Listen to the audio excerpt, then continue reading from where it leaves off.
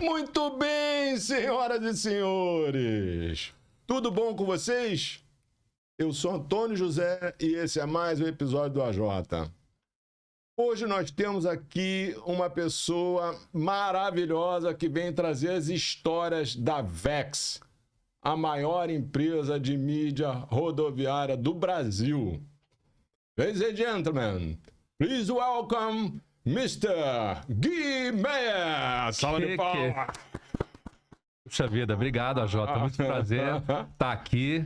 Que pompa essa abertura. Gostei. Dá um up, né? Aumenta a responsa também. Vamos lá.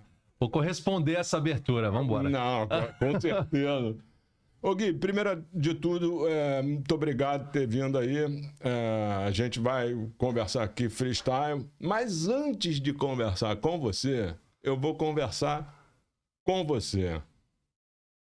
Nós estamos a 170 inscritos de atingir a marca de 1.000 inscritos. Orgânico. Então, se você gosta desse conteúdo, se inscreve no canal, ok? CTAzinho feito. Vamos lá. Bora. E aí, brigadão, você tá aí? Obrigado, sempre um prazer estar aqui. Eu vou te fazer uma pergunta logo de cara. Tu é corintiano? Não sou. Não sou, até porque eu nem sou paulista. Essa tu não esperava, né? Eu sou mineiro de Belo Horizonte. Sou galo doido. Moro em São Paulo há 17 anos. A minha esposa foi comigo pra lá. Nós somos recém-casados. Nossos filhos são paulistanos. E eu tenho uma filha atleticana, um filho palmeirense e minha esposa é cruzeirense. Vê se pode, é isso. Que legal. Olha só, a tua empresa é uma empresa que tá... Eu conheci a tua empresa sem conhecer vocês. Eu conheci a tua empresa de conhecer o trabalho de vocês. Um trabalho maravilhoso. Vocês estão nesse lance das concessões com investimento pesado. Eu vi ontem, que vocês pegaram mais uma concessão de 72 painéis. Conta essa história da Vex, cara. Esse negócio de pegar mais uma concessão... Sorry. Ok, vamos lá. Vex. O que quer dizer Vex? Vex, o V é de Vilma, que é a mãe do nosso fundador, e o X de Alex, que é o nosso fundador. Vilma com Alex, Vex. Simples assim. Então já tá desfeito aí o segredo. Muita gente fica... pensando, perguntando, mas Vilma e Alex, é isso. Pô, que legal. Conta pra mim, a Vex, ela nasce quando? Porque hoje vocês estão, sei lá, com 1.000 quadros no país? 1.250. Olha só. 1.250 FAST de grande formato em rodovias, sendo em 18 estados. Então a gente se considera a empresa que faz cobertura nacional com painel rodoviário. E estamos com investimento próprio. Você falou de altos investimentos, mas nada mais é do que só trabalho... Do bolso, né? Não tem banco, não tem fundo. Não, e começou num porão de 3x3 com o Alex, sozinho, sem recurso nenhum. Ele era motoboy. Inclusive você falou, né, que muitos office boys vieram aqui, ex-office boys. O Alex era um motoboy e ele foi fazer uma entrega para Evidência. Lembra da Evidência? Sim, lembro. E aí ele estava fazendo entrega para Evidência, uma vez chamaram ele, vem cá, você não quer fazer umas fotos pra gente? Check-in fotográfico. Check-in fotográfico já não dava para ele entender o que era, né? Mas fotografia ele entendia. Aí ele saiu com aquela máquina, com os rolos, né? Kodak na época, foi fazer foto. E aí o pessoal foi gostando do trabalho dele e ele estava ganhando, fazendo um dia de foto, muito mais do que fazendo entrega. E sem passar pela humilhação, de ficar esperando no interfone, o pessoal xingando, maltratando. Ele gostou daquele negócio de tirar foto. O pessoal foi elogiando as fotos e de repente perguntaram, você não quer captar ponto? E ele, muito tímido, falando, não, de jeito nenhum, não sei fazer isso. Mas foi lá, começou a captar ponto. E depois convidaram ele a ser vendedor. Então, hoje, eu vejo que isso, no fundo, é um processo de trainee, né? Você está passando por todas as áreas da empresa. É o que as grandes corporações fazem. Mas ele ali, muito simples, estava fazendo aquilo por volta do ano 2000. Então, passou por foto, por captação, por vendas. E em determinado momento, ele, no porão da casa dele, começou a empresa sem recurso algum. dando o jeito dele, ferro velho, para fazer o primeiro painel ficar de pé. Isso foi 2001. Aí foi crescendo, mas principalmente com empenas em São Paulo. A Vex chegou a ter quase 200 empenas em São Paulo. Na cidade de São Paulo? Tanto que o primeiro logotipo da empresa era um carinha de rapel. Era um carinha de rapel, porque lá 2002, 3, 4, 5, o foco era em penas. E aí chegou a famigerada Lei Kassab, né? Que realmente nos pegou a todos de surpresa e eu também estou na Midstream há muito tempo, daqui a pouquinho eu conto a minha história, mas o fato é que a minha esposa apareceu na capa da Folha de São Paulo com o nariz de palhaço, assoprando, pitando na frente da prefeitura, porque a gente estava lá fazendo uma movimentação para ver se dava. Enfim, o fato é que a gente sofreu bastante. Muitas cidades do mundo conseguem organizar o meio com grande formato de uma forma bonita, sem precisar Cara, mas partir como partiu, né? Diferença? A diferença tá assim, a gente viu, teve um episódio aí até que eu comentei que, caso lá, a Regina Monteiro, que foi quem elaborou o texto do negócio, a gente viu muita gente sucumbir. Verdade.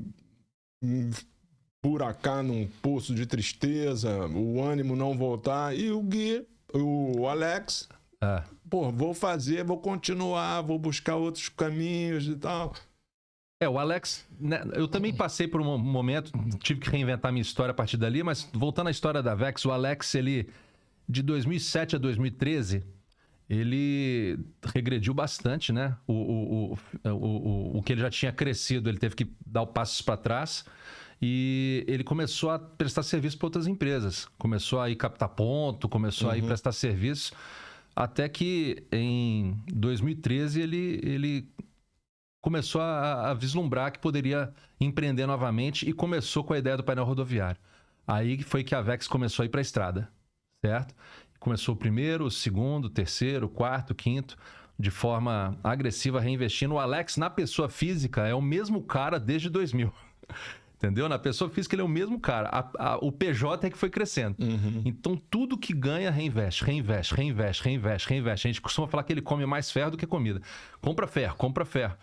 E nisso a gente chegou aí ao tamanho que está hoje. É claro que a pandemia deu uma sacudida muito boa, né? Na pandemia, a empresa ficou pensando para onde vamos, mas em determinado momento, ele decidiu que ia para as concessões. Aí eu chego naquilo que você estava falando lá no começo, as concessões. As concessões que saem aí nas notas, que falam, Vex ganha mais uma concessão, parece que a gente foi lá semana passada, né? As concessões que nós estamos ganhando hoje foram plantadas 3 anos atrás. Como é que funciona esse processo da concessão? É tudo muito moroso, né? Muito moroso. É licitado? Como é que é? Algumas são licitadas, outras não, mas assim, o fato é que é muito moroso. Tem que ir para a NTT em Brasília, porque as rodovias, vou falar das BRs, por exemplo, as rodovias são concedidas à iniciativa privada em trechos. Então, por exemplo, para quem não sabe, a BR-101, ela vai do Rio Grande do Norte até o Rio Grande do Sul. A BR-116 vai do Ceará até o Rio Grande do Sul. Tanto uma quanto a outra tem mais de 4.000 quilômetros. Elas correm paralelas. A 101 pelo litoral e a 116 um pouco mais para o interior. E cada trechinho delas vai sendo concedido. Por exemplo, a 116 entre o Rio e São Paulo é a concessão CCR Rio SP, que antigamente era a CCR Nova Dutra. Agora eles têm também um pedacinho da Rio Santos, de Ubatuba até quase aqui no Rio de Janeiro. Então, a CCR tem vários trechos de rodovia no Brasil, a Artéries tem vários trechos de rodovia, a Eco-Rodovias tem vários trechos de rodovia. E aí nós vamos até essa concessionária, apresentamos um projeto, só de investimento, com engenharia, com projeto, já vai uma bala, é muito investimento, de coisas que a gente nem sabe se vai dar certo. E aí a concessionária e a gente, nós submetemos aquilo a Brasília, a NTT. E esse processo vai, volta. Só para conseguir submeter já é muito difícil, porque tem uma série de códigos, de normas, de certidões que tem que ser cumpridas. Se faltar uma vírgula, já não vai. São processos de mais de 1.000 páginas. Para um painel, às vezes. Entendeu? É duro. É osso. Mas aí, depois de 2, 3 anos, às vezes, não sempre, às vezes volta que foi deferido. Cara, mas isso é um costume das pessoas. As pessoas vão olhar assim, igual eu fiz a pergunta para você, né? Vai olhar, não, a casa da Vex, o casão da Vex, que casão enorme, mas não olha a fundação, né, cara? O que tá ali para baixo da terra que foi de construção de infra para que chegasse num patamar desse, né? Exatamente. Pô, eu tô falando de 72 painéis. Eu fabrico painéis, né? Eu sei o quanto custa o investimento, e não é só o investimento da infraestrutura para implantar o equipamento, mas é todo o investimento para você trazer para o comercial, botar o comercial pilhado para fazer negócio, trazer recurso, tem que dar a participação. Então você lida com um resultado que tem uma métrica diferente em relação à concessão. Isso é muito... É disso que eu queria falar contigo. Sim, investimento é alto. E muitas vezes a gente sabe que vai ser apertado. Mas nós temos compromissos, nós temos que honrar. Eu estava te falando que nós temos 1.250 faces já instaladas, mas nós temos esse ano que instalar mais 500 já de contrato. Que nós já assinamos. Bacana. E as concessionárias estão lá. Por favor, vem cá, QD, instala logo. E outra, se eu instalar ou não instalar, eu estou pagando o fixo mínimo do mesmo jeito. Então, é loucura não instalar. A gente tem que acelerar esse investimento. E qual que é a diferença do painel em terreno particular para o painel na faixa de domínio?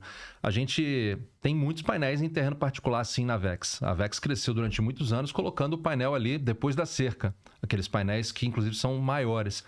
Mas o painel na faixa de domínio é o que traz a concessão. 30 metros para a esquerda, 30 para a direita, do eixo da rodovia.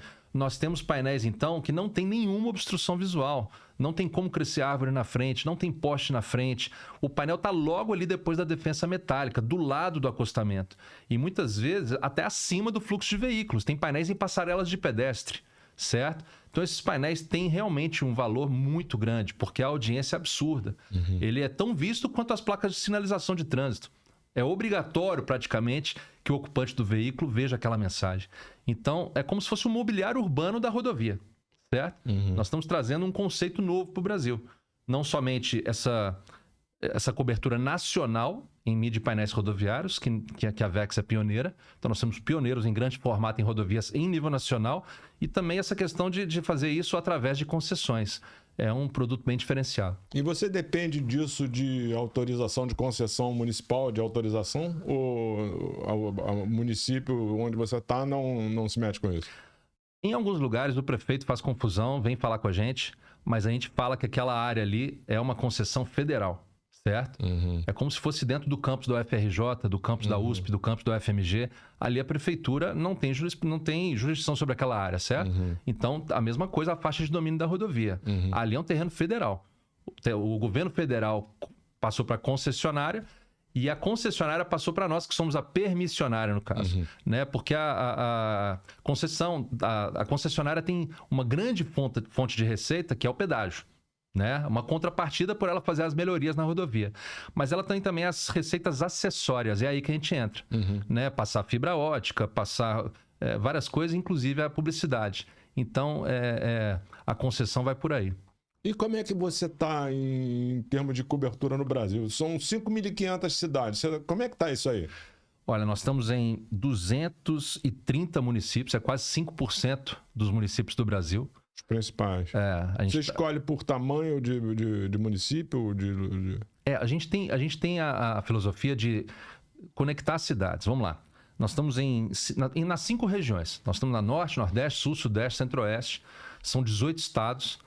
Principalmente cobertura Sul-Sudeste, agora começando mais forte no Centro-Oeste. Mas nós também temos Norte e Nordeste, certo? Mas forte mesmo, Sul-Sudeste, agora entrando no Centro-Oeste. Nós pegamos grandes eixos ligando as principais cidades e também entradas e saídas dos grandes municípios. Qual que é o conceito? A rodovia hoje, é interessante entender isso. A rodovia hoje é uma grande avenida para grande parte das populações das pequenas e médias cidades. O Brasil é um case interessante. Enquanto na Argentina, metade da população vive na grande Buenos Aires, no Brasil, se a gente pegar a grande São Paulo, tem só 10% da população do Brasil. Então, tem 210 milhões de habitantes, 20 milhões só estão na grande São Paulo.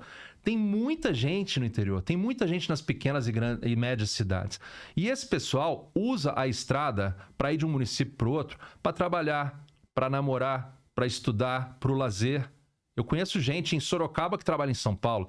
Eu conheço gente em Atibaia que trabalha em Pouso Alegre, no sul de Minas. Esse pessoal pega todos os dias uma rodovia para ir e voltar, ir e voltar. Então as rodovias viraram avenidas. Além disso, depois da pandemia, muita gente foi morar no interior, muita gente foi morar na praia. Tem o home office, tem o trabalho híbrido. Então, mais ainda, as rodovias viraram avenidas. Para comunicar com o Brasil de verdade, então o Brasil todo, não dá para deixar o interior de fora. Não dá para deixar toda essa massa de população do interior de fora de um plano de mídia. E aí que a gente entra. Tem um amigo nosso, o Léo Lazarotto, lá da Taylor, lá do Paraná, que ele fala muito do Brasil com Z e o Brasil com S. O Brasil com Z é o Brasil da Faria Lima, da Vieira Soto, ok, tem que falar com esse pessoal. Mas o Brasil conhece. O Brasil conhece, está contemplado no plano, né? Para falar no Brasil profundo, no Brasil conhece, você precisa de um plano inteligente para chegar nesse pessoal. E às vezes um OH inteligente é fazer a estrada, porque na estrada você afunila o trânsito daquelas pequenas e médias cidades e fala com todo mundo. Você fala com uma grande massa de milhões de habitantes pegando um eixo importante, certo? Então é essa a nossa filosofia e por aí que nós estamos indo. E como é que você faz, que é uma curiosidade minha particular, como é que você faz para cuidar desses equipamentos todos? 1.200 equipamentos instalados, como é que é esse processo aí de cuidar disso aí? Olha, não é simples. Não, imagina, tem 200 faces aqui, já é uma luta. O Alex sozinho já rodou mais de 1 milhão de quilômetros. Mais de 1 milhão. A gente não fez a conta das nossas equipes junto, mas acontece que todo mundo roda muito. O nosso caminhão Moon, que às vezes sai de São Paulo, vai para Porto Alegre. Já teve equipe nossa saindo de São Paulo e indo para Fortaleza. Nós tivemos uma campanha do governo federal de quase 80 faces, de Porto Alegre a Fortaleza, e tinha que instalar tudo no mesmo dia. Não é simples, é uma logística realmente pesada. E agora que nós estamos começando um processo de criar outras equipes operacionais em outros estados. Locais, porque equipes comerciais em outros estados nós já temos. Em grandes capitais, em Porto Alegre, em Belo Horizonte, no Rio de Janeiro, São Paulo, em outros lugares, interior de São Paulo também, em outros lugares nós já temos equipe comercial. Mas a nossa equipe operacional, ela está agora aumentando para outros lugares. E é um processo de estar sempre treinando, né? Treinando, trazendo gente boa, treinando. E esse pessoal realmente conhece muito. A gente tem que respeitar a equipe operacional, porque eles são um dos motores de crescimento da empresa. E são fundamentais, né? Fundamentais. O serviço refeito, né? O retrabalho é um horror, né? Então, imagina, eu tenho um retrabalho aqui numa distância de 30 quilômetros, eu já arranco os cabelos que eu não tenho. Pô, imagina um negócio, sei lá, 800 quilômetros de distância, o cara tem que ser um cara bem alinhado ali para o trabalho, não dá repetição, né? Exatamente. E o Brasil tem dimensão continental, né? Então, às vezes é difícil achar lá longe um fornecedor ou uma mão de obra que fale a nossa língua, que entenda nosso perfil de trabalho. Os preços mudam absurdamente. Preço de impressão de gráfica, às vezes é 3 vezes mais caro em outro estado. Então tem toda a logística de frete, tem vários fatores para serem levados em consideração. Vocês estão quantos funcionários lá? Nós estamos chegando a 50 agora. Maravilha, hein? É um desafio. A empresa, há apenas 2 anos, tinha 13 funcionários e agora tem 50. E eu acho que o grande desafio Fora os indiretos, né? Fora os indiretos. O grande desafio é treinar todo esse pessoal, enxergar o potencial em cada um.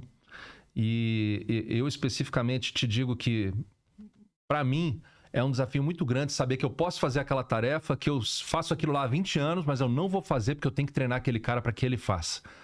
Esse, para mim, é um maior desafio, porque senão a empresa não cresce, né? Eu tenho que ter paciência, tem um ciclo de treinamento, tem um ciclo de educação que leva tempo, e eu tenho que ter paciência, eu tenho que entender que às vezes o cara não vai fazer da forma como eu faria, ele não vai fazer rápido como eu faria, mas eu tenho que deixar que ele faça. Sim. Porque senão a gente não sai do lugar. Sim. Né? E aí que a gente consegue crescer. E tem mais um ingredientezinho aí que o Alex deve ser muito bom nisso, cara. Que é você trazer todo o teu time para um pensamento único de uma família, que é o que você está fazendo aí, vestindo a camisa. Isso aqui. Eu estou falando contigo, Eu tô falando contigo, a gente sente que você tá no negócio, você é o dono do negócio, você não é alguém que está dentro da empresa que foi contratado, você está na empresa, você é o dono do negócio. Quando você bota o teu olho aqui, como a gente está aqui, ou em qualquer outra situação que você esteja fazendo, você está olhando como dono, melhor para a empresa, minha empresa, isso é do caceta, isso aí... Quando você consegue trazer essa atmosfera para a companhia, eu imagino, uma pena que ele não tenha vindo, né? Que eu gostaria muito de conhecer. Sim, mas ele vai estar aqui outra oportunidade. Mas nesse sentido assim, cara, o cara deve ser muito bom nisso, né? O Alex é muito fera. E eu não sou o único, tá? Todo mundo veste a camisa e todo mundo se sente dono. É realmente muito forte isso, muito patente. A Vex é dessa forma. Se você ver o nosso post aí de ontem, tá todo mundo debaixo do painel. As 15 últimas pessoas foram contratadas, foram fazer um tour e tá lá debaixo do painel sorridente com a camisa, porque a gente põe a mão na massa, vai lá sujar a mão mesmo. E não dá para fazer um negócio de OH no gostosinho do ar-condicionado. Não, tem que ir pra rua, tem que ir pro campo. E como é que... Você tem hoje uma situação muito, muito complicada. E eu vou abordar esse assunto logo de cara porque é importante, né? Que é o seguinte, cara, você tem hoje uma pressão de cima para baixo no preço de venda e uma pressão de baixo para cima no custo de execução do serviço. E isso está espremendo margem, está complicando muito. Nós temos aí um governo novo, possivelmente vá tributar um pouco mais. Como é que está o pensamento de vocês em relação a isso? Assim, de como se preparar para uma possível necessidade de reorganizar todo esse contexto? Olha, eu acho que eu tenho certeza que a gente tem que vender não ponto a ponto, a gente tem que dar valor ao nosso produto. E aí o caminho é vender métrica e audiência. Porque é como as grandes plataformas de mídia hoje são vendidas. Aliás, a TV se vende assim há décadas, né? E só agora que a gente está aprendendo. Então, eu sou da época, pode não parecer, mas eu sou da época que eu mandava foto de ponto por fax. E a pessoa escolhia aquele negócio lá que não dava para ver direito. Mas, assim, a gente não consegue mais vender ponto a ponto e conseguir um bom preço de venda. Tem que vender audiência, tem que vender métrica e é o que realmente traz mais valor agregado ao nosso produto. Tem que vender o circuito. A gente usa as métricas do InfoH na Vex, que são métricas que chegam na rodovia de uma forma muito satisfatória. E a nossa audiência é realmente brutal. O circuito completo da Vex impacta mais de 100 milhões de pessoas únicas, diferentes, por mês. É metade da população do país. Então, qual o preço disso e qual o valor disso, entendeu? A gente tem que vender realmente o que dá valor. E esse é um movimento sem volta. Eu imagino que a empresa que ainda não se atentou para um bom sistema de métricas está perdendo tempo. Mas isso passou desapercebido, essa questão dessa pressão de números, passou desapercebido na Vex. Desapercebido. Eu aqui também vendo a mesma coisa, eu acho que qualquer um faz a mesma coisa, né? De trazer, hoje a gente tem dados, né? Alguns dados, alguns eu tento entender plenamente, me faltam elementos para compreender 100% os dados. Mas hoje a gente tem números para mostrar. Mas o mercado, dia a dia, o jacaré na rua não tem isso. O cara quer comprar pelo menor preço e aí, eventualmente, você tem uma concorrência que está numa situação desfavorável em relação a ti, que aí ele mergulha no preço e aí você fica numa situação de preço. Eu tenho sentido isso. Você tem um custo crescente que você não consegue repassar para o trabalho e você tem o preço de venda cada vez sendo mastigado por interferência ou política, ou econômica, ou mundial. E aí você vai tentando se equilibrar nesse negócio, né? Eu acho que dentro do mesmo segmento, aliás, a publicidade é interessante porque nos permite trafegar por todos os setores da economia, né? Então, uma das soluções é essa. Às vezes um determinado setor tá puxando para baixo, o pessoal está reclamando, mas tem um outro setor que está florescendo, está todo mundo crescendo, está prosperando, e aquele setor eu vou buscar para ser nosso cliente, né? E dentro do mesmo setor tem uma empresa que só quer comprar preço, mas tem um concorrente dele que está vendo que quer qualidade. Então, dentro do mesmo setor, eu consigo ver nitidamente o cara que está comprando uma coisa provisória E o outro que de tá comprando madeira alcance. e o outro que está comprando realmente um circuito nobre que está posicionando a marca dele de forma diferenciada. Mas, cara, eu vou, sem querer ser pessimista, né? Não é nem meu perfil, eu sou um cara extremamente otimista. Mas a gente vê assim, pô, você tá na rodoviária. Sim. Pô, o cara de caminhão parou de... Pô, fecha a fábrica que tem muito caminhão, não tá saindo. Então, esse cara que já fechou a fábrica, ele certamente ele já puxou o freio de mão nos investimentos de comunicação, né? Aí você vê outro segmento e vai... Isso é um contexto real, Gui. A gente não tem como não estar atento a isso. É interessante, porque você tocou num ponto crucial. Para começar, tem gente que me liga perguntando se eu tenho mídia em rodoviária. Não tenho mídia em rodoviária. Não, eu sei que você não pensou isso, mas só para explicar. Nós temos mídia rodoviária, painéis em grande formato em rodovias. E existe uma associação muito lógica e rápida de caminhão com rodovia. É claro que nós temos grandes clientes que são desse setor, pneu, mola, tudo esse pessoal. Mas a mídia em rodovia é para todo mundo. Então nós temos grandes franquias de alimentação, franquias de todo tipo que estão fazendo branding na rodovia. E isso é maravilhoso, porque hoje em dia a gente vê muita campanha curta, né? A gente vê nada contra as campanhas curtas, pelo amor de Deus, mas a gente vê muita campanha curta e graças a Deus nós temos ainda muito branding de campanhas mais longas, de institucional puro, aquele letreiro explodindo, aquela logomarca explodindo com uma boa imagem, com um bom contraste de cores, e isso realmente faz diferença. Pegar um circuito bom, coeso no Brasil, e esse é um dos outros pontos que eu acho que a Avex se diferencia para tentar pôr o nariz para fora assim desse momento que você está citando e respirar, que é a questão do foco. Né? O Steve Jobs falava que foco é saber dizer não. Então não tem uma semana que não me liga... Foco é saber dizer foco não. é dizer não. Foco é dizer não, porque não tem uma semana... Vou te dar um exemplo real. Me ligou no mês passado um cara que não vou citar a cidade, mas enfim... Guilherme, eu tenho uma empresa com 200 elevadores na cidade tal. É fantástico, tá operando. Você quer comprar? Falei, cara, não. Nosso negócio é mídia rodoviária. Assim, mas pode ser que seja super lucrativo, pode ser que você tenha uma boa margem de rentabilidade. Tá dentro do nosso negócio, que é publicidade, mas o dinheiro que eu vou pôr ali, eu construo esses 72 painéis que você está falando que eu tenho que construir, entendeu? E aí, foco é isso. A gente continua a mídia rodoviária e isso é consolidação da marca. Então, hoje a pessoa pensou em fazer mídia em rodovias no Brasil, não tem por onde, ela vai para a Vex. Então, isso... Você não tem nenhuma outra empresa que esteja ali toreando contigo. Acontece, claro, nós temos concorrentes. Você também... indelicado de falar que não temos concorrente. Claro que temos. Mas o mais não comum... com essa abrangência. O mais comum é que a pessoa que domina determinada cidade espalhe ali 50, 100 quilômetros em volta e faça a sua cobertura em rodovias. Só que a Vex fez o contrário. A Vex não está no meio urbano. A Vex está só em rodovias em 18 estados. E nós estamos crescendo. Vamos para mais. Uhum. Isso é um crescimento... Faturamento... E tudo reinvestido. A gente investiu também... Você pediu para eu não falar de faturamento. Eu vou fazer uma pergunta. Qual é o teu faturamento? Não, sacanagem, não é isso? Não, tudo... No fundo é o seguinte... a gente está reinvestindo tudo. E outro investimento que nós fizemos... Esse é um diferencial. Não tem grana de fora, não tem investidor, não tem nada. É tudo dinheiro próprio. Isso é um diferencial no sentido de assim...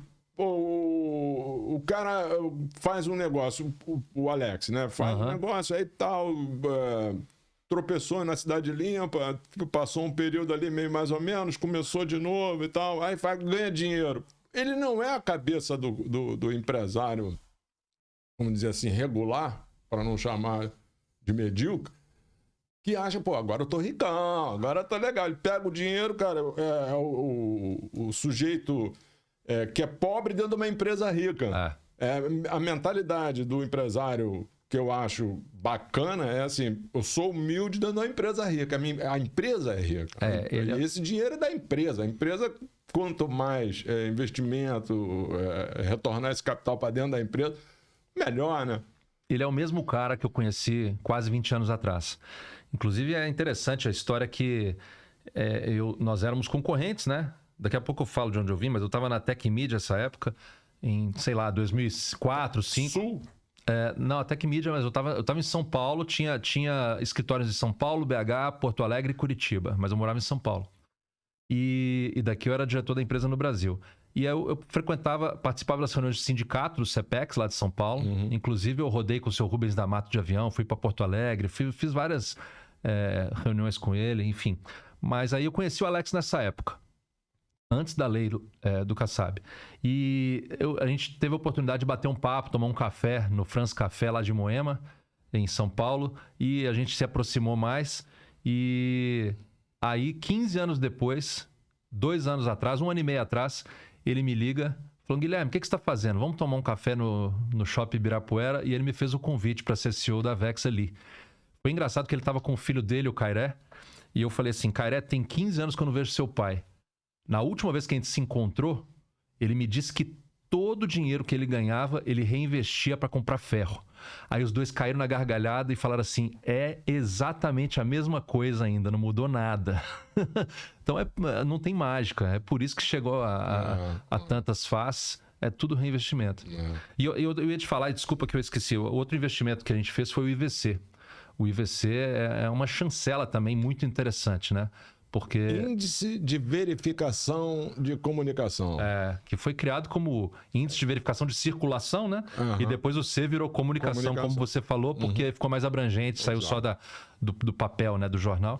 Mas é uma chancela, assim, vital, porque para você falar com grandes anunciantes como o Banco do Brasil, você tem que ter essa chancela. E a Vex também tomou esse passo aí e tem a chancela do IVC. Não foi simples, foi uma coisa diferente para eles fazerem, mas hoje nós estamos chancelados. E participando das associações, né? Nós fazemos parte do CEPEX, da Central de Outdoor, da ABOH, participamos do último fórum da ALO, que é latino-americana. Estamos indo para a WO, que é em Lisboa, mês que vem. Então a gente está perto, a gente está querendo, com humildade, querendo aprender sempre de quem está fazendo boas práticas. Basicamente isso. Me fala uma coisa aqui. Você está lá com o IVC, as métricas são fundamentais e tudo. Eu li agora um post de um amigo do mercado sobre um artigo na Folha de São Paulo, da Giovanna Madalosso. Você chegou a ver esse artigo? Não vi. E ela saiu de agência, saiu do setor de publicidade e fez duras críticas à vida do mídia, do pessoal de agência. E a gente está vendo as métricas andando, os dados andando. Quando você faz toda essa tabulação que o algoritmo lá do Laércio faz, do IFH faz. Inclusive ele esteve aqui, né? Ele vai lá buscar informação lá no Ibope, lá no Geofusion, lá, essa informação já está embarcada no universo. Eu vou te fazer uma pergunta minha.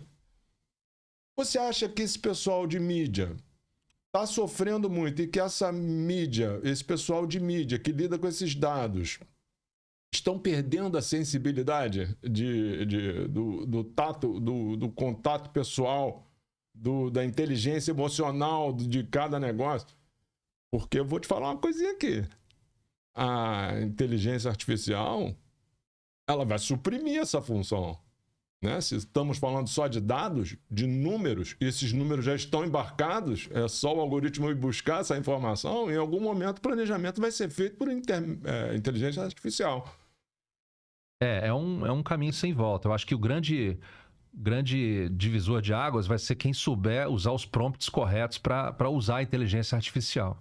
O cara que tiver inteligência por trás da inteligência.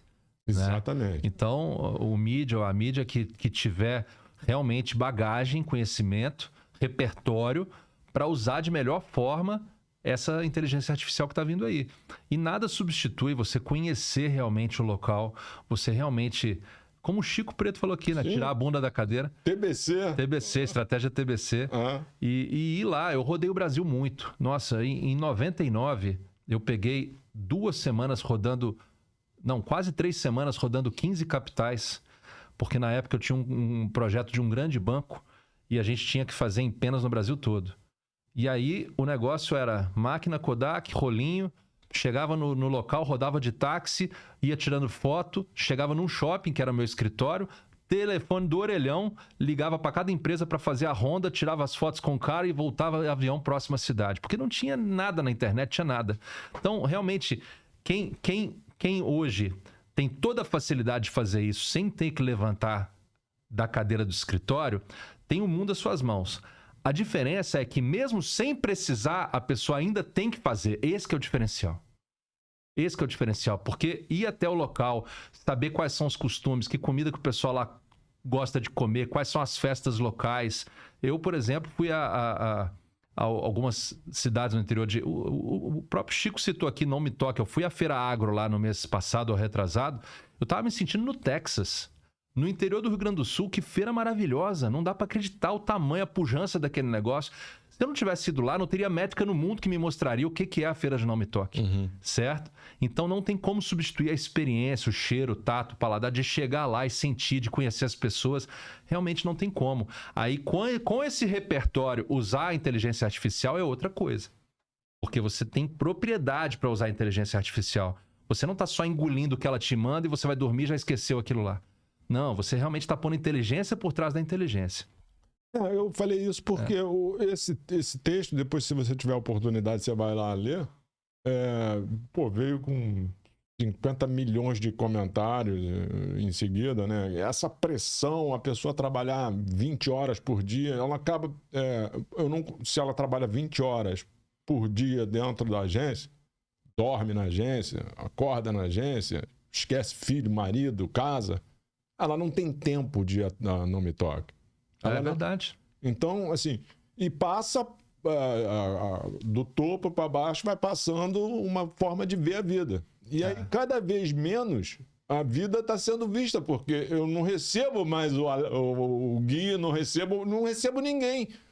E eu tenho contestado muito isso, no sentido de, cara, a gente tem que... Você não pode Não Me Toque, mas Não Me Toque, a pessoa que conhece Não Me Toque, você conhece Não Me Toque, você teve lá, o Chico teve lá. Se eu não recebo o Chico, não recebo o Gui, o Não Me Toque não chega em mim, eu só tenho números.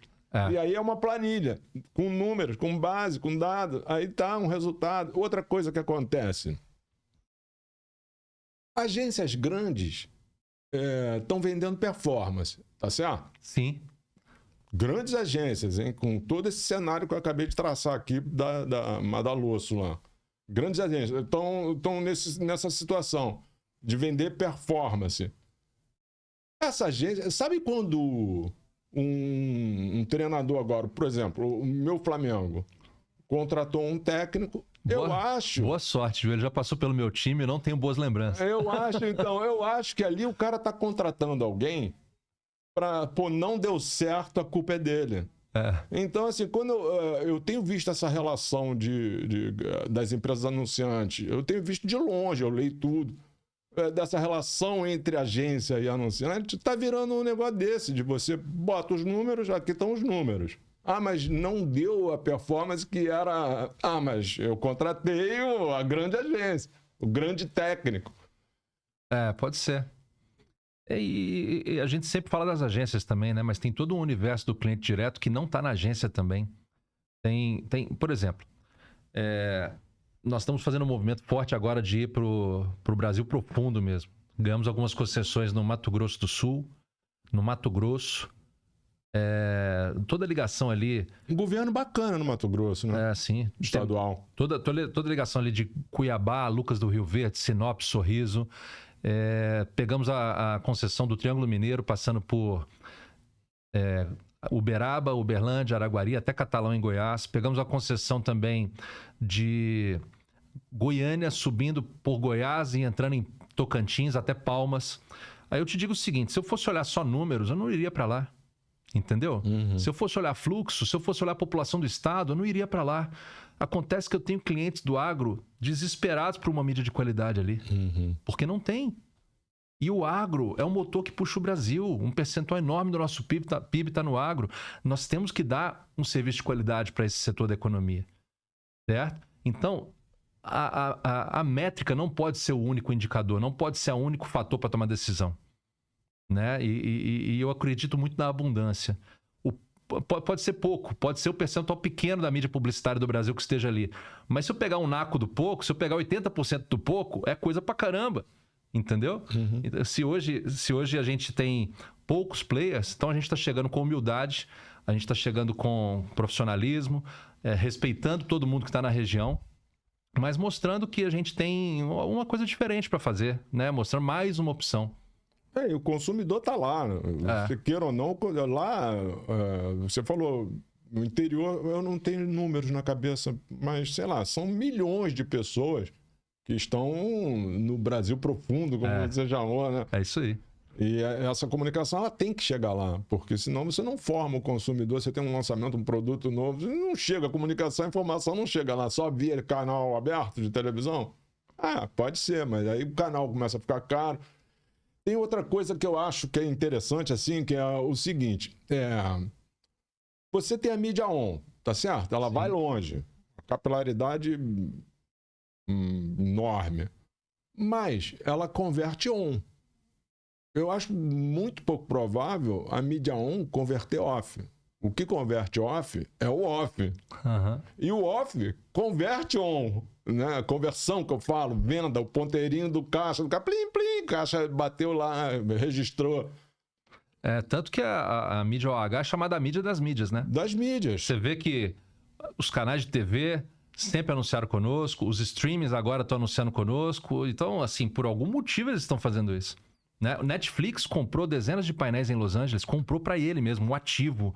Painéis com licença, 30 e poucos painéis a peso de ouro em Los Angeles, porque eles querem... A própria Globo entrando na eletromídia agora. Então, tudo isso mostra que o off converte o on, como você falou.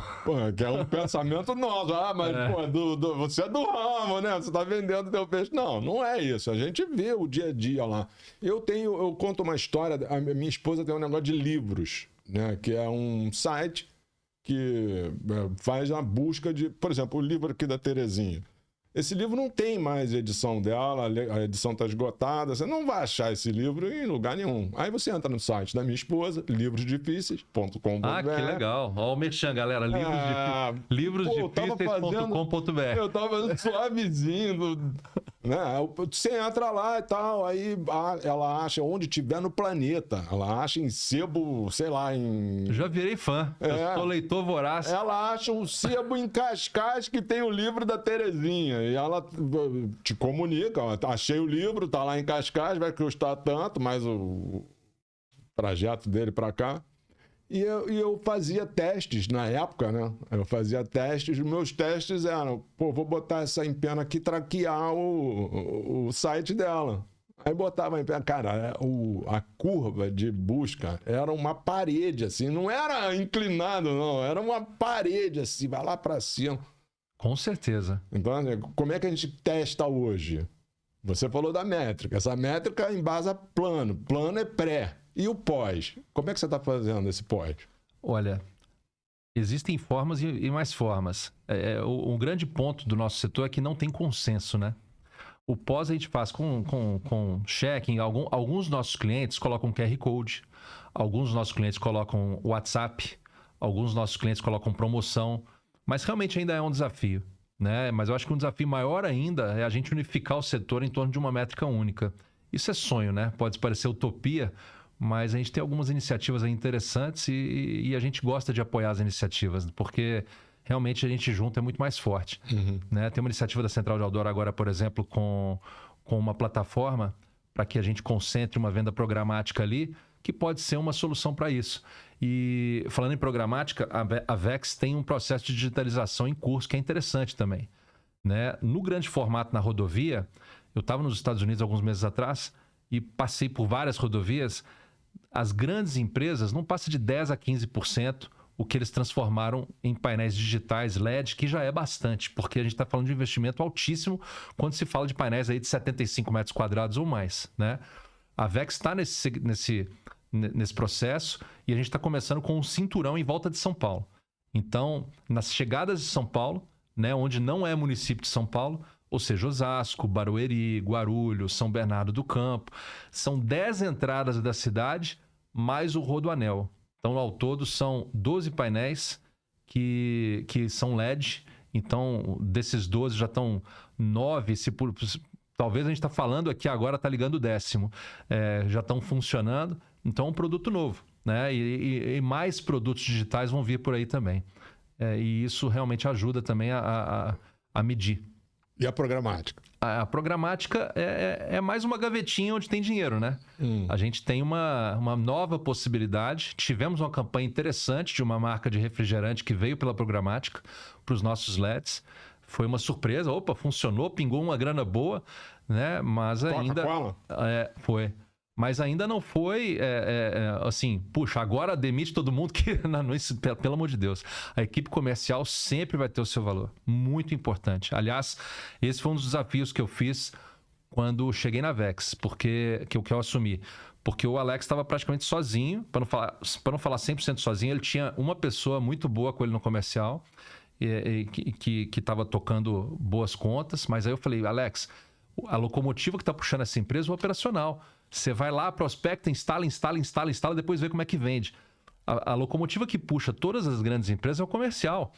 A gente tem que puxar, vende, depois vê como é que instala. É o contrário. Né? Então, assim, a gente começou a dar uma equilibrada nessa equação. E hoje eu tenho orgulho de falar que a gente tem uma equipe comercial, depois de muitos erros e acertos, uma equipe comercial que está realmente correspondendo. Um diretor comercial bacana, que é o Jeft, o Rafael tem um... Jeft Cruz? O Jeft Cruz, exatamente.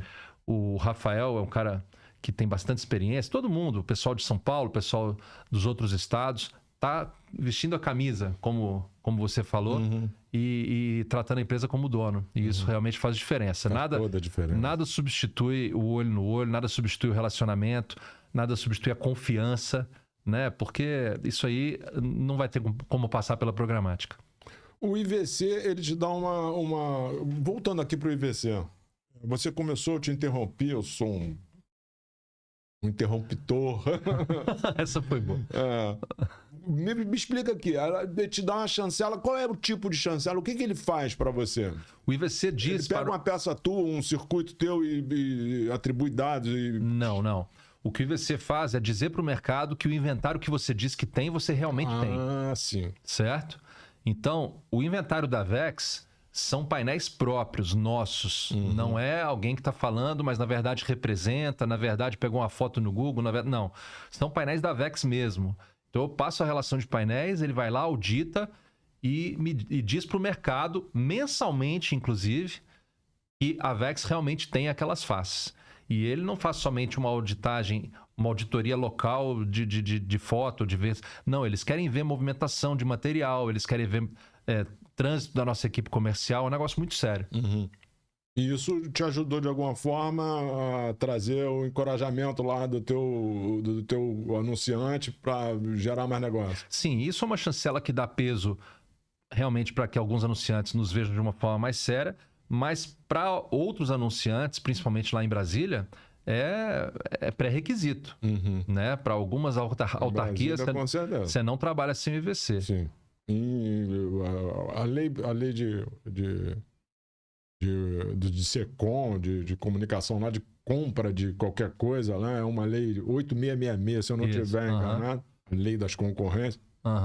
E lá você tem que fazer todo esse pré-requisito realmente de verificar de quem é o equipamento. Né? É, isso mesmo. Para mostrar que realmente o que nós estamos falando que temos, nós realmente temos. Agora, me fala uma coisa. Eu acho que eu cruzei contigo. Eu acho que, assim, a gente está conversando aqui, a impressão que eu tenho é que a gente já se conhece há muito tempo. Será que a gente já se conhece alguma vez? Você trabalhou na CBS? Sim. A gente deve ter se encontrado em alguma reunião de CPEX, de algum estado. Pode ser. Ou até mesmo na fundação do FENAPEX, lá em Brasília. Eu estava lá também. Eu comecei na mídia exterior em 99. Eu trabalhava numa construtora, sou engenheiro civil. Depois de alguns anos trabalhando com cálculo estrutural, eu fiz engenharia civil no FMG. Depois de alguns anos trabalhando com cálculo estrutural, eu enchi o saco daquilo, trabalhava em siderurgia. Fui fazer uma pós na FGV em gestão empresarial e acabei indo parar na construtora Tenda. E a construtora Tenda, naquela época, o dono adquiriu uma pequena empresa de painéis em Belo Horizonte chamada Open Air, do Paulo Nélio, que eu estimo muito, foi um grande professor para mim.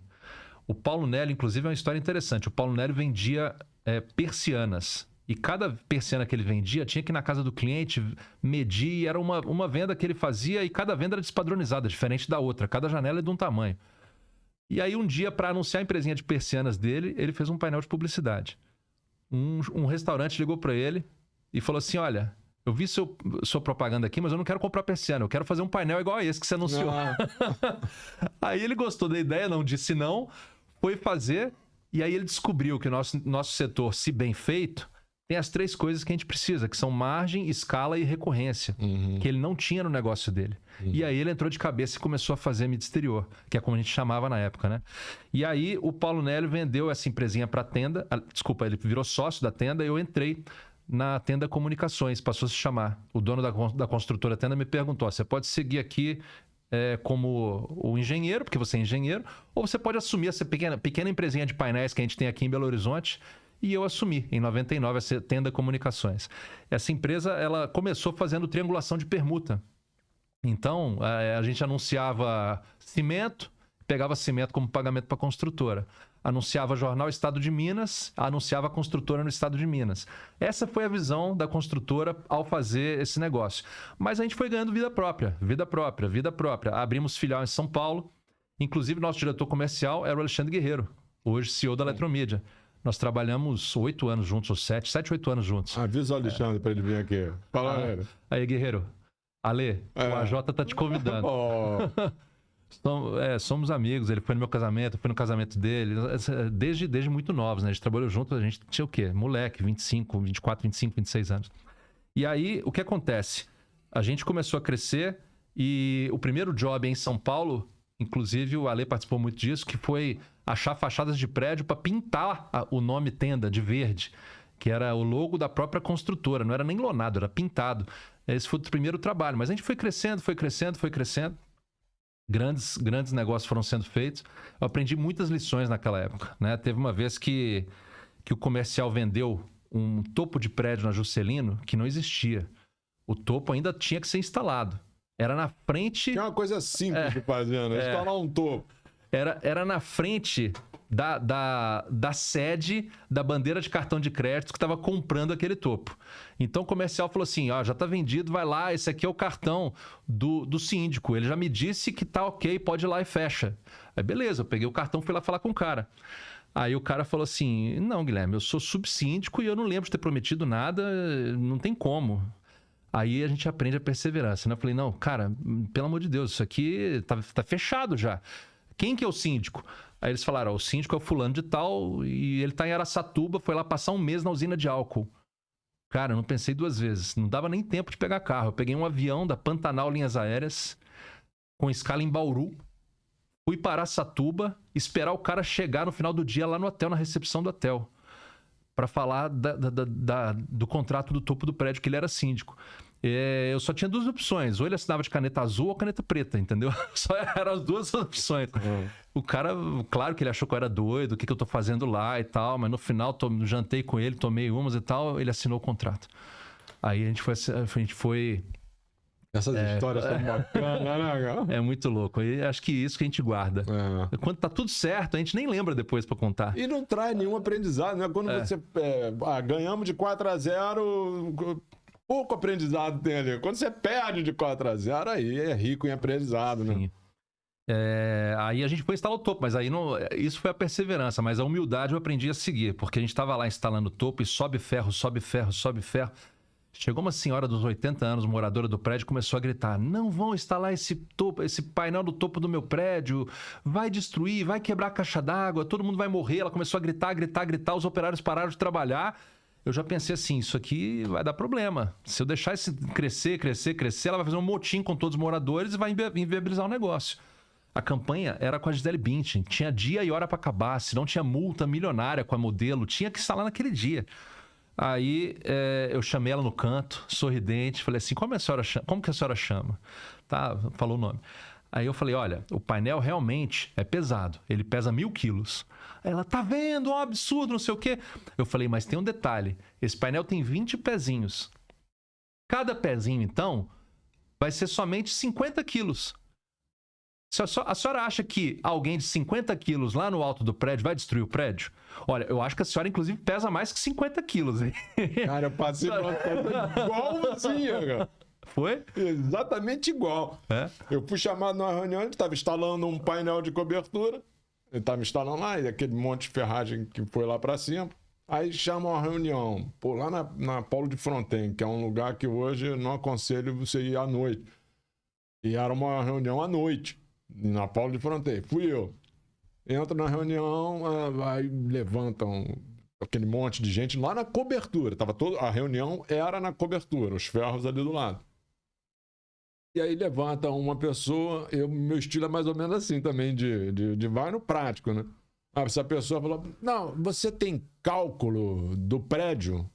Eu falei, pô, como assim eu tenho cálculo do prédio, de estrutura do prédio? Óbvio que não. Por que da pergunta? Não, porque esse prédio, esse peso todo que você tá botando aqui, eu falei, cara, esse peso todo que tem aqui tem 1.000 quilos. Eu acho que nós somos mais do que 1.000 quilos aqui. Nós todos. Exatamente, é essa conta. Cara, o cara sentou, aí, pô, foi tudo suave, instalamos e foi pra primária. Pois a mesma situação, né? É, interessante. Essas E é situações, isso que a gente guarda. É. Aí a gente estava lá na tenda Comunicações, essa empresa passou... Então, primeiro, a tenda Comunicações passou por um processo de venda para um grupo internacional latino-americano. Então, é o seguinte, a Hicks Mills, um fundo americano, tinha colocado grana aqui na América Latina e o Jack, que era o CEO desse grupo, que morava em Montevidéu, é uruguaio, ele estava já com empresas no Uruguai, na Argentina e no Chile. E aí ele começou a comprar empresas pelo Brasil. Primeiro ele comprou a Prolix, em Porto Alegre, depois ele comprou a Tech Media, em Curitiba, e, por fim, ele fez uma compra da Tenda Comunicações, que éramos nós, Belo Horizonte e São Paulo. Então, eu passei a ser o diretor dessa nova empresa no Brasil, que passou a se chamar Tech Media, que era o nome da empresa de Curitiba. Então, Eu lembro. a gente tinha BH, São Paulo, Curitiba e Porto Alegre. A minha semana normal era viajar todas as capitais. Era BH, São Paulo, Porto Alegre, Curitiba, São Paulo, BH. BH, São Paulo, Porto Alegre, Curitiba, São Paulo, BH. Porque a gente estava trabalhando na unificação da marca, né? Para a cultura ser uma só, para os processos serem únicos. Então, unificação dos processos comerciais, financeiros, tudo isso. E nisso, eu era recém-casado, falei para minha esposa, olha, eu acho que se a gente for morar em São Paulo, eu vou te ver mais. Porque toda hora eu tenho que passar por Congonhas, né? Todo voo passa por lá. E lá é o lugar que eu mais fico. Então, a gente decidiu se mudar para São Paulo. Estou lá há 17 anos. Continuamos trabalhando. E a empresa foi prosperando, depois entrou no México também. Mas não foi simples. Essa primeira venda quase não aconteceu, porque na hora que ia assinar o contrato com esse grupo, que era o IOA, International Outdoor Advertising, veio o episódio das Torres Gêmeas. E nas Torres Gêmeas, o dinheiro da Hicks Mills secou. Então eles falaram, não vou pôr dinheiro no Brasil. Mas o Jack comprou na cara e na coragem e a gente conseguiu pagar os sócios antigos com o nosso próprio fluxo operacional. Mas aí você imagina como foi, né? Endividado até a tampa. E aí eu aprendi a resiliência, né? Porque não tinha um cara que me ligasse que eu não atendia. Sempre atendia, sempre estava à disposição. Olha, eu sei que eu tô te devendo 4 meses, mas eu vou pagar, eu tô aqui, eu vou aí, eu te visito, você sabe quem eu sou, você tem meu telefone, pode me ligar de madrugada que eu vou atender. Não perdemos um painel. Porque o próprio fluxo da empresa estava pagando, a gente se endividou pra caramba. E continuamos, e depois de alguns anos foi uma outra venda. E aí, 5 grandes empresas internacionais que queriam comprar todo o grupo na América Latina. Eu não vou citar o nome de todos, mas foi uma due diligence pesada, com 5 grandes grupos. Eu viajava pra caramba, pra Londres, pra Buenos Aires, pra todo lado, Montevidéu, pra fazer due diligence com esses caras. E, por fim, quem comprou foi a CBS. O negócio quase não saiu também. Por quê? Em vias de assinar, surgiu o quê? A Cidade Limpa. No dia da Cidade Limpa, com aquela canetada do Kassab, o grupo perdeu $1 milhão de EBITDA anual. Naquela caneta. $1 milhão de EBITDA anual foi naquela assinatura. Por quê? O ponto não foi só a mídia exterior em São Paulo que foi prejudicada.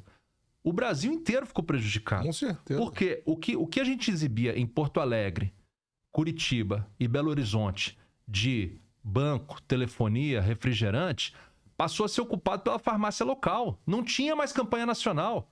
Porque o mídia daqui, se não planeja São Paulo, para que ele vai planejar BH? Né? Não tem sentido, as campanhas nacionais acabaram. Então quem não viveu aquela época não entende o que foi isso. Até hoje a gente vive o reflexo. E a gente pensou que não fosse fechar, mas acabou que esse negócio saiu. A CBS comprou, foi uma venda bem sucedida, e eu fiquei mais algum tempo lá dentro da CBS como diretor nacional. E depois eu fui para outros empreendimentos, viajei muito, fiz outros negócios, empreendi em outras áreas, até agora na pandemia o Alex me ligar. Eu já estava revendo alguns conceitos, revendo alguns posicionamentos, porque na pandemia todo mundo parou para pensar na vida, né?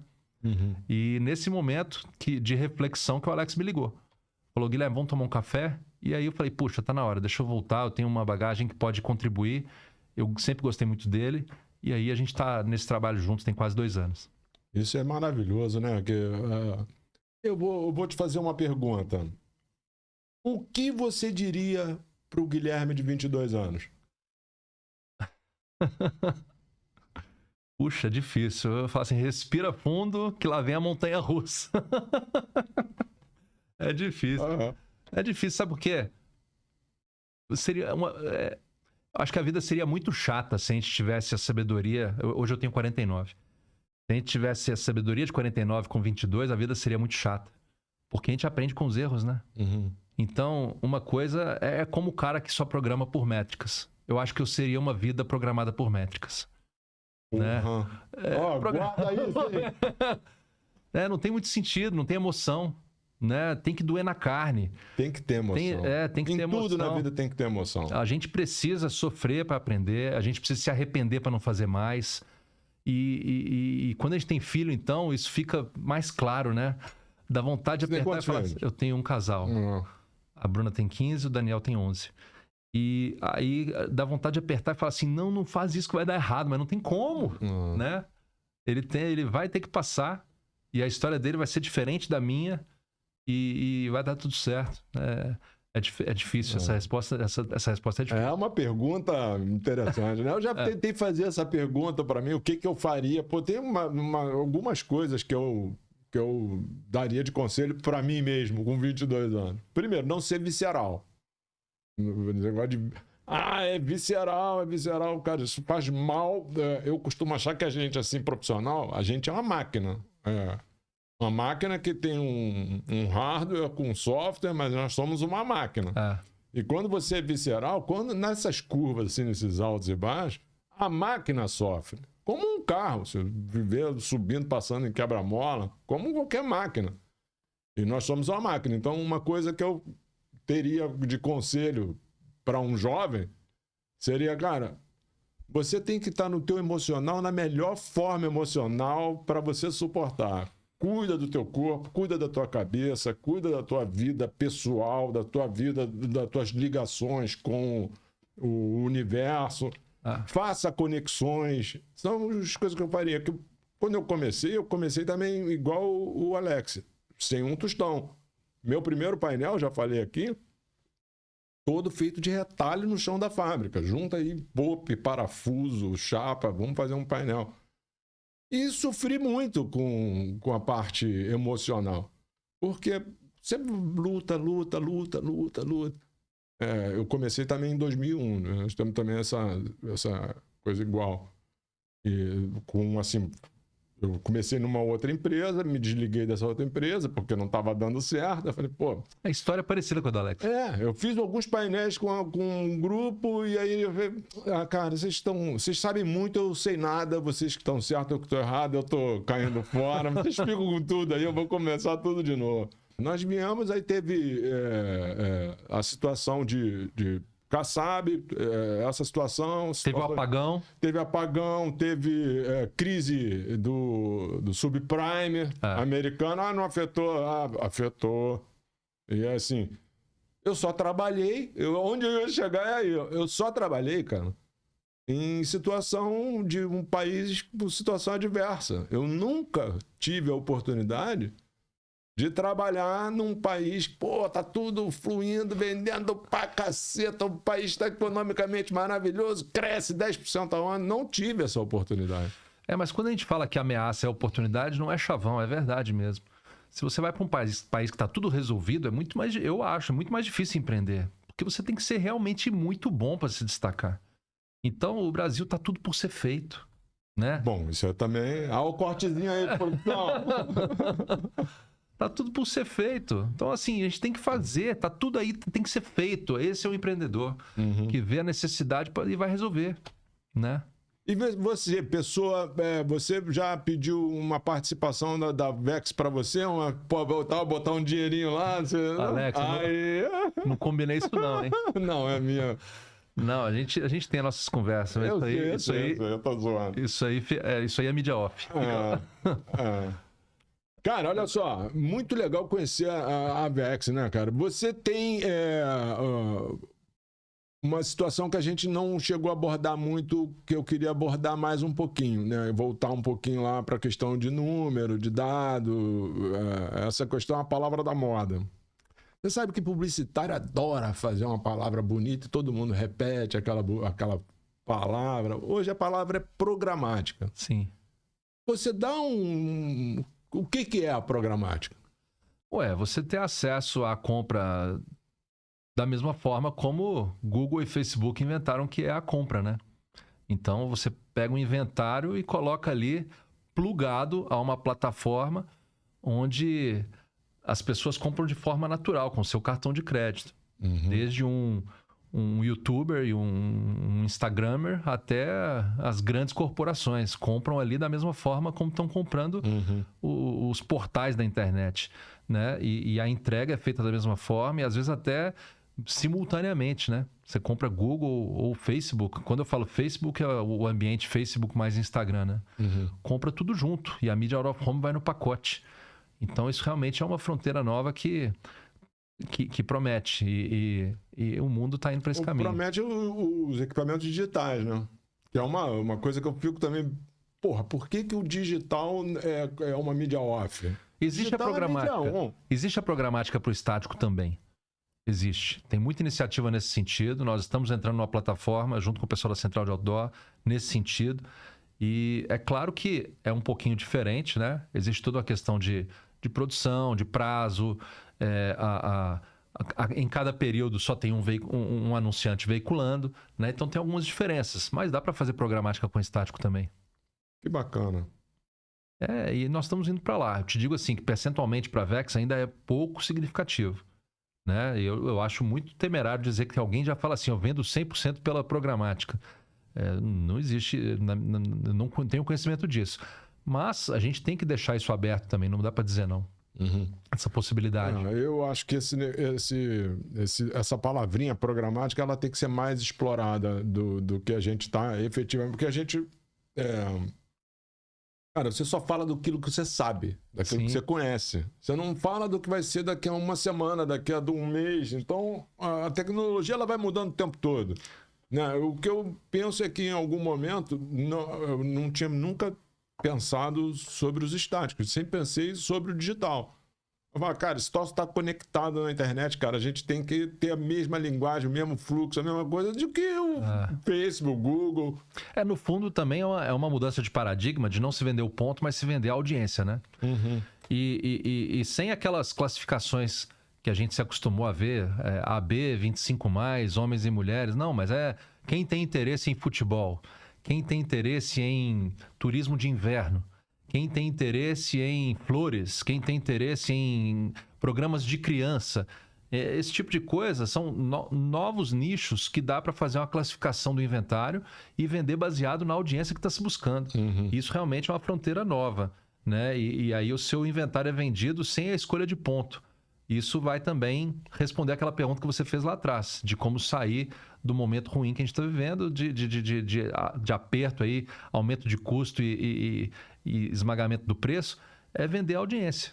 Realmente é por esse caminho que a gente está indo. E qual é o preço bom da audiência? Essa pergunta de $1 milhão, né? O Laércio falou aqui. Bom, vamos perguntar lá pro professor, então. Ele é um querido, né? Muito, muito bacana. Eu falei com ele uma semana, ele ficou de voltar aqui. O Laércio tem feito um trabalho bem legal, ele nunca negou Nós somos clientes dele, ele nunca negou a atenção dele. Sempre que a gente chamou, ele foi muito solícito para treinar nosso time, para ir junto em reunião. Ele está fazendo um trabalho bastante legal, visitando várias feiras do setor, vários congressos, vai a Brasília, para unificar o conhecimento, né, em torno da plataforma. Ele falou aqui, eu posso estar equivocado, mas eu acho que ele falou aqui alguma coisa perto de $6 o CPM. Pode ser. Eu também não vou discutir, porque eu não sou nenhum especialista matemático, né? Mas eu sou curioso pra caramba, né? Vou bater esse papo com ele, realmente eu não sei. Mas a gente tem alguns projetos especiais que aí, toda essa questão da audiência aí já fica relativa, né? Porque se você pega um projeto especial, por exemplo, na CCR e USP, nós podemos, em várias rodovias que a gente tem concessão, nós podemos fazer projetos especiais. Então, colocar um carro no meio do canteiro central da rodovia, colocar algo pendurado num guindaste, colocar um mock-up de um produto numa passarela. Isso aí não é só a audiência que vai medir, isso aí é um impacto visual danado, entendeu? A pessoa vai ter um recall de marca diferenciado. Um pedágio, por exemplo, que nós estamos construindo agora, um topo de pedágio lá em Garuva, em Santa Catarina, ligando Santa Catarina ao Paraná, que vai ter 120 metros por 4, cada face. Um lado 480 metros quadrados, o outro lado 480 metros quadrados. Tá certo que a audiência ali é fantástica. Isso é digital? Não, esse é estático, mas nós temos vários outros projetos digitais também. E tá certo que a audiência ali é absurda, é um pedágio com milhões de veículos, mas não conta só isso. Conta também o impacto, o tamanho, tudo isso é o intangível que a gente tem que conseguir medir. Né? Nós temos algumas passarelas de pedestre também que estão bem próximas de um outro painel que está a 20, 30, 40, 50 metros de distância. E a passarela está em cima do carro. Se você for estritamente só na métrica, o fluxo ali é o mesmo. Mas qual está causando mais impacto? Né? O cara está ali, passa por baixo da mídia, não tem como comparar às vezes, e isso realmente entra a cabeça de quem está programando. A influência daquele equipamento, né? E agora tem uma coisa também que eu queria levar para lá, né? A gente perdeu um pouco o fio da meada falando de outras coisas, que é essa ligação do on-off, né? Você até falou da via lá, você está passando e tal. Hoje os equipamentos vão evoluir, os beacons, os sensores, essas coisas vão evoluir e vai chegar em algum momento, que eu não sei aonde nem quando, né, vai aparecer alguém, mas é uma tendência da gente tentar olhar para esse caminho, de que essa linguagem assim, o cara tá aqui, tá certo? Ele tá andando lá na estrada, então ele tá falando, ele tá sendo reconhecido, falando assuntos dele com o teu painel. Sim. Isso é que eu acho que vai andar o nosso negócio nesse sentido. Vai aparecer um gênio que vai fazer isso acontecer. A gente tenta todo o tempo inventar coisas, né? Já existem empresas que fazem isso, né? Que dá um push no seu celular quando você passa perto do painel. Sim, mas você tem que ter o APK dentro do celular. Se você não tiver, ele não vai. Eu acho que tem que ter alguma coisa habilitada. Sim. E não precisa, hoje em dia não precisa nem mais de um hardware no painel. É por geolocalização, né? Latitude e longitude. Então... mas esse painel ele tem que ter a sensibilidade de, quando você está passando ali na rodovia, ele falar, ó, o Gui passando aí. Ele sabe que é o Gui que está passando ali. Não necessariamente, tá? Não é a minha área de atuação técnica, mas eu acredito que tem alguns softwares que pela latitude e longitude, você já dá o push no celular do cara. Ô, Gui, eu fui com minha mulher estava... A gente estava lá na Flórida, ela estava querendo um baudrier. Sabe o que é um baudrier? É um cintinho de segurança de rapé. Ela queria um baudrier. Vocês são bem aventureiros, né? Aí baudrier, vou procurar o baudrier e tal. Achamos um lugar lá, um lugar maneiríssimo, que a gente nem sabia que existia um lugar daquele. Uma praça assim bacana, com várias lojas, vários restaurantes. Um lugar lindo. E entramos na loja. E a minha esposa ficou próximo a uma prateleira assim, de uma marca de tênis, lindo, mas uma marca que eu não vou nem lembrar o nome de tão desconhecido que era. Então, saímos dali, chegamos no hotel, ela abre o computador, o que veio para ela? A marca, claro. A marca. Ela está perseguindo. Ela não fez nenhuma interação, não falou com ninguém, só permaneceu ali em algum tempo em frente àquela marca. E a marca impactou ela na sequência. Então, a marca já está... O equipamento que ele tem lá é um equipamento sensor que reconheceu um IP do celular, né? O IP do celular é igual o IP do seu computador. Sim. E já mandou essa comunicação. E isso vai acontecer com o nosso painel. É o famoso phygital, né? É a mistura do físico com o digital. E isso está acontecendo cada vez mais. Exatamente. Tem várias iniciativas interessantíssimas nesse sentido. E não dá para ficar desatento, né? O cliente está pedindo, o cliente sabe. Nós temos alguns clientes muito exigentes e eu adoro cliente exigente, porque ele nos faz ir mais além, né? Tem gente que fala assim, esse cliente é chato. Puxa, eu adoro cliente chato. Porque o cliente chato, 99% da concorrência parou na primeira tentativa. Se eu der a minha milha a mais, aquele cliente é só meu. Porque eu sou o único que conseguiu perseverar, né? Então, assim, não tem chatice, só tem exigência. E essa exigência é que faz a gente crescer. A gente precisa realmente, a todo dia, estar se reinventando. E a Vex tem essa marca. A Vex, uma das coisas que eu percebo muito forte na Vex é a velocidade. Velocidade. Parece que todo dia, para começar, a gente não está trabalhando nem home office, nem híbrido. Nós estamos indo para o escritório todo dia. Então, e aí lá no escritório parece que todo dia a gente vai com a missão assim, o que nós vamos inventar hoje? O que nós vamos inventar hoje? Qual que é a nova moda que nós vamos criar hoje? É impressionante. É isso. Entendeu? É um monte de cabeça fervilhando. Qual que é a nova estratégia comercial? Qual que é o novo tipo de painel? Qual que é o novo estado? Qual que é a nova concessão? Qual que é a nova coisa? E põe em prática, põe em prática, põe em prática, põe em prática.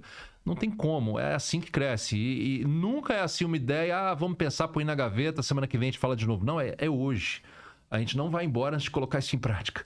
Sim. Coloca em prática, coloca em prática, coloca em prática. E o acúmulo disso, muita coisa dá errado, mas outras dão certo. O acúmulo, o empilhamento dessas atitudes é que constrói a empresa. Que maravilha, hein? É com suor, com lágrimas, com risada também. Foco. Mas foco, muito foco. E vale a pena, né? A gente está construindo uma história bonita, com humildade, porque muitas outras histórias bonitas estão sendo construídas, já foram construídas à nossa volta. A gente tem que aprender com todo mundo. Mas a gente está buscando o nosso lugar. E eu tenho certeza que essa escolha por trazer um modelo diferente, né, novo, que é a consolidação da mídia em grande formato em rodovias em nível nacional, está fazendo a gente colher alguns frutos já. Porque para se planejar uma campanha hoje com 10, 15, 20 estados, a pessoa pode falar com dezenas de players ou pode falar com a Vex. E aí vai ter padronização, vai ter um faturamento único, vai ter uma produção única, vai ter um check-in único, vai ter, sabe, a vida resolvida. Você usa o check-in lá do InfoH?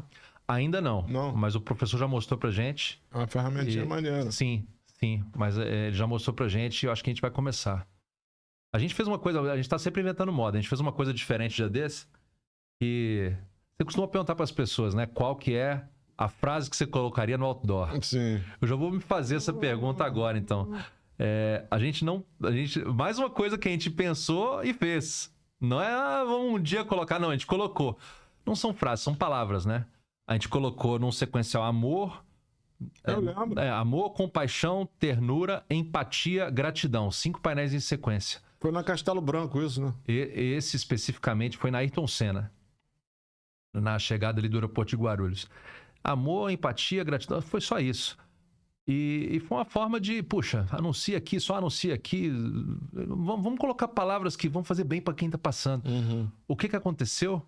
O diretor de uma grande multinacional do setor de alimentos ligou pra gente. Falou, cara, passei por isso aqui, que coisa diferente, quero colocar a marca ali. E ele tá conosco há 3 anos naquele ponto. não tinha telefone, não tinha anuncia aqui, tinha nada que chamou a atenção do cara. Então a gente estava simplesmente dando uma coisa boa, né, para quem estava passando ali e recebeu de volta. Não, e eu vejo nos teus olhos, cara, que amor, empatia. Obrigado, eu vejo isso nos teus olhos. Também não é só no Voldor, não. Obrigado, também vejo nos seus. Rolou um clima aqui, o que é isso? Não, calma aí. Você tá olhando aí, fala aí o que você quer falar. Não, eu tava só dando uma olhada aqui, algumas coisas que eu separei, mas é só para falar que a gente tá focado no que a gente tem para fazer e consolidando essa mídia no Brasil. Então, por exemplo, a gente tem algumas concessões que a gente entrou que são interessantes, que a gente se orgulha de ter conseguido com bastante trabalho, bastante perseverança, depois de muito tempo ter conseguido a CCR e o SP, então, que é a ligação de Rio com São Paulo. Também várias concessões em Santa Catarina, né? Várias concessões no Paraná. O Rio de Janeiro, que é aqui onde nós estamos hoje. A gente chega pela Dutra até o Rio de Janeiro, concessão VEX. Depois, saindo do Rio de Janeiro e subindo para a região dos lagos, a Artérias Fluminense também é concessão VEX. A Ponte Rio-Niterói é concessão VEX. Então, ali E nós vocês temos... não pegaram aquele topo do pedágio? Aquele não? topo veio depois, não. Mas os 27 pórticos são Eu sei. 14 no sentido, 13 no outro. Eu sei. É concessão VEX. Agora, Rio Grande do Sul, nós temos muita concessão ali com o pessoal do próprio governo do estado, com estradas que nem são privatizadas. No Mato Grosso e no Mato Grosso do Sul, nós pegamos agora a fronteira do agro, que a gente está entrando, também Triângulo Mineiro, Goiás e Tocantins. Em Minas Gerais, a gente tem a concessão da Fernão Dias, né, ligando aqui São Paulo a Belo Horizonte. De São Paulo para baixo, a gente tem a concessão de São Paulo até Curitiba, que é a Regis Bittencourt. Então, saindo de São Paulo, tem a Fernão Dias para cima, a Regis Bittencourt para baixo e a Fernão Dias, e a Dutra para o lado. Fora as dezenas de estradas em que tem painéis rodoviários em terrenos particulares, né? E aí, São Paulo é o estado que a gente tem mais presença, com mais de 300 faces. E é isso, assim, de grão em grão, aos pouquinhos, um painel depois do outro, um painel depois do outro. Cara, que história é aquela de um painel que vocês fizeram, que foi reconhecido o maior painel da... Cara, eu fiquei... Mano, painel gigante da Ultra Farma, né? Ultra Farma foi reconhecido na época pelo Ranking Brasil, 718 metros quadrados. Inclusive, a nossa equipe estava lá ontem. O pessoal que foi contratado, eles estavam lá passeando. Foram lá conhecer. Tá lá ainda o painel? Tá lá com ainda. Anúncio? Com o anúncio da Ultra Farma. Pô, que legal. É grande, Qual a em Santa largura Isabel. dele? 70 por 10. É, isso mesmo. Ele tem apliques em cima, né? Recortes, o total dá 718 metros quadrados. 70 por 10. E nós temos painéis também no Nordeste, tá? Não falei, mas tem em torno das principais capitais. A gente tem, aí é pouco, mas nós temos 2, 3 painéis em torno das principais capitais para complementar a cobertura, né? Nós não chegamos com peso ainda, mas para complementar a cobertura temos também no Nordeste alguma coisa no Norte. E é isso, a gente está com algumas novidades, vem por aí, mas antes das novidades, agora a gente tem que entregar tudo que está contratado. Você falou 500 painéis. 500 painéis esse tudo ano front. ainda. Tem coisa que é tudo front, né? Vamos dizer, tudo front, mas tem também formato de passarela de pedestre, tem painéis front sobre postes que são horizontais e tem painéis sobre postes que são verticais. Tem alguns que são sequenciais. A gente entrou em alguns estados com um modelo diferenciado. Nós chegamos em alguns estados que todos os painéis eram do mesmo tipo, tanto por tanto horizontal. Aí a gente pensou, como que eu vou chegar aqui para ser mais um? E aí a gente chega com um produto diferenciado, às vezes essa é a resposta. Então, em alguns lugares a gente chegou com 4 por 10 na vertical. Uma coisa assim, impactante, diferente. Eu assumo que às vezes é uma arte diferente ali que o anunciante tem que fazer, né, para entrar naquele suporte vertical, mas quando ele acerta a mão, ele faz realmente uma coisa belíssima e chama muita atenção. E esse é um ponto que a gente está sempre em cima, né? Os clientes, eles têm que fazer uma arte que seja de fácil leitura, né? Teve um grande publicitário brasileiro que falou: toda campanha deveria começar com meio outdoor. Porque se você consegue, com uma imagem bonita, com pouco texto, bom contraste, passar sua mensagem, depois é mamão com açúcar você explodir para todos os outros meios. Agora, se você fizer o contrário, não necessariamente vai dar certo. Porque o cara quer pôr o manual do produto ali no painel, não tem como, né? Então, assim, a gente costuma frisar, o nosso departamento de arte ajuda. Às vezes o cara fala assim, olha, enxuga, diminui, corta, deixa o essencial. E aí você vai ter retorno. Na estrada você tem aqueles segundos ali de impacto, né? Ou em alguns pontos você tem até 1 minuto de impacto de leitura, mas tem que ser uma coisa vibrante e de fácil leitura. Porque o cara, ele na mídia externa, ele é uma, vamos dizer assim, uma leitura geral. Ele não lê texto, ele lê imagem. Né?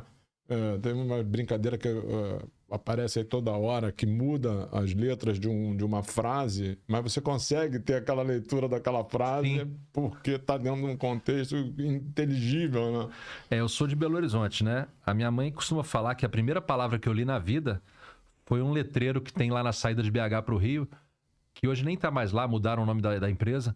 Tava escrito Mannesmann, em letra caixa grande, que nem de Hollywood, lá em Los Angeles. E a primeira coisa que eu bati o olho, claro que alguém me falou, né? Eu não tava lendo efetivamente, mas toda vez que eu passava lá, eu com 2, 3 anos falava Mannesmann. Olha como fica, né? Isso é ministerial. É uma coisa que eu tava passando ali na estrada, vendo, e tava me impactando.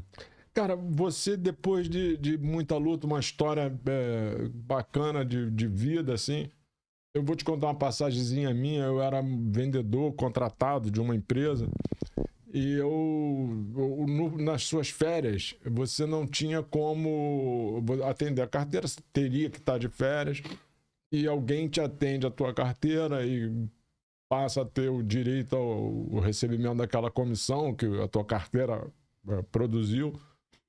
E eu, nas minhas férias, não ia aceitar minha carteira, que eu estava trabalhando ali com o maior carinho, perder a comissão. Então, eu trabalhei o mês inteiro, fui organizando minhas vendas ali dos meus clientes para que a venda ocorresse antes do meu período de gozo de férias ou depois do meu período de gozo de férias. E aí eu fiz aquilo, um esforço danado, minha mulher querendo, porra, a gente ia tirar férias, que férias, não chega de férias, não, nada de férias. Aí voltei, a pasta cheia de pedidos, botei aquele montão de pedidos na mesa assim, aí falei a seguinte frase: porra, valeu a pena. Quando eu falei isso, virou um mantra dentro da companhia, o valeu a pena. Que bom, muito bom. Então aí eu vou transferir essa pergunta a você. Depois dessa trajetória, valeu a pena? Valeu muito a pena, mas os meus filhos sabem muito bem disso. Quando a gente tá, às vezes, no final de um período de férias e tá no avião voltando para casa, e eles falam assim, gostaram da viagem? Eu costumo falar, não, estou gostando. Para mim é um fluxo, não tem fim. Não é que valeu a pena, está valendo. Então eu gosto de olhar sempre para frente. E tem muita vida ainda para ser vivida, sabe? Tá valendo a pena, tá valendo a pena. A gente olha para trás e fala, pô, tá valendo a pena, não? Isso mesmo. Isso é que é o mais legal. Olha só, você gosta do papo desse meu amigo? Meu novo amigo, meu novo melhor amigo? Meu novo amigo de infância? De infância? Você vai lá e fortalece o canal, porque a gente está fazendo esse trabalho, trazendo a voz do Gui aqui para a gente conversar. E se você não se inscrever lá no canal, também a gente não consegue seguir para frente. Então você, por favor, já segue o canal, já dá a tua força aí, porque a gente vai continuar fazendo um trabalhinho bacana. Gui, nós vamos caminhando aqui para o final. Eu queria que tu deixasse uma frase, não para o teu outdoor, não para um outdoor, para o meu painel digital. Imagina assim, uma frase para um jovem que está aí com apetite. Lembra de você de 22 anos que você não... né? Uma frase para um jovem que está lá com apetite, de querendo ganhar a vida. O mundo é completamente diferente. Os caras já saem nativo digital e toda essa experiência, assim, esse carisma que a gente traz aqui. Eu queria que tu deixasse uma frase para eles aqui. Cara, é difícil. Eu não me preparei para essa pergunta. Eu pensei que o amor, compaixão, ternura já iria responder, agora você me pegou. Mas é o seguinte, é muito pessoal isso, e eu sou uma pessoa de fé. Vou até trazer um caso aqui para você, se me permite mais um minuto. Mas 10 minutos, uma hora? Teve uma vez que eu tava para instalar um painel em São Paulo, e eu tinha vendido aquele painel, já estava vendido, aquilo lá eu tinha vendido mesmo. Aliás, vender é uma coisa louca, né? A gente todo dia começa do zero. Mas esse é outro papo. E a gente tinha que instalar aquele painel porque a Prefeitura de São Paulo ia interromper aquela avenida durante 6 meses. Se eu não instalasse naquele dia, naquele horário, o painel não poderia ser mais instalado por 6 meses, já estava vendido, ia ser visto pela avenida do lado. E eu tinha que acessar ali com guindaste e no dia seguinte já não daria mais. E começou a fechar o tempo, eu ia instalar de madrugada. Começou a fechar o tempo. E aí o pessoal do operacional começou a olhar pra mim meio que sorrisinho maroto, assim, sarcasmo, né? Não vai dar. 4 da tarde, 5 da tarde o tempo fechando. Deu 6 da tarde, eu não aguentava mais. Eu fui pra janela do escritório, tava no andar alto, eu gritei, olhei, parecia Moisés, cara. Me deu uma louca, eu falei assim, em nome de Jesus, não vai chover. Cara, todo mundo calou a boca. Falou assim, esse homem tá doido, vamos parar de brincar. Deu 10 minutos, cara. A nuvem abriu, vem um raiozinho de sol. Parecia, sabe, fim do dilúvio. Vem um raiozinho, outro raiozinho. Eu sei que meia hora depois não tinha mais nuvem no céu. E a gente instalou o painel. Então, não dá pra terminar esse episódio aqui sem falar de fé. Eu acho que... Já vai pro meu digital, assim, fé e teu rosto. Eu acho que eu colocaria assim: Deus, família e trabalho. Não inverta a ordem. É isso. Boa. Olha só. Gente, muito obrigado. Obrigado a você. Obrigado à produção. Eu tenho que fazer um agradecimento ao Arnaldo e ao Matheus, que vocês estão vendo aqui um estúdiozinho confortável, gostoso. O pessoal curte. E eu queria deixar esse agradecimento à Ana Cerise, que está fazendo a nossa gestão lá de rede social. E eu espero que todos vocês tenham curtido isso aqui. E, por favor, se inscreve no canal, like, clica, faz tudo que tem que fazer pra gente continuar. Guizão, Maravilha. muito bom te conhecer. Obrigado, você é um cara muito bacana. Muito bom mesmo te conhecer. Todo sucesso pra você. Obrigado, pra vocês também. E olha só, não sai daqui sem uma piscadinha de olho. Nossos negócios, eles têm sinergia. Então, com certeza. Se eu tiver negócio daqui, eu vou sempre falar para você. E se você tiver negócio de lá, nós sempre também, fala para nós, porque são conexões que fazem a gente crescer. Isso aí. Tá bom? Também acredito nisso. Um abraço, pessoal. Valeu.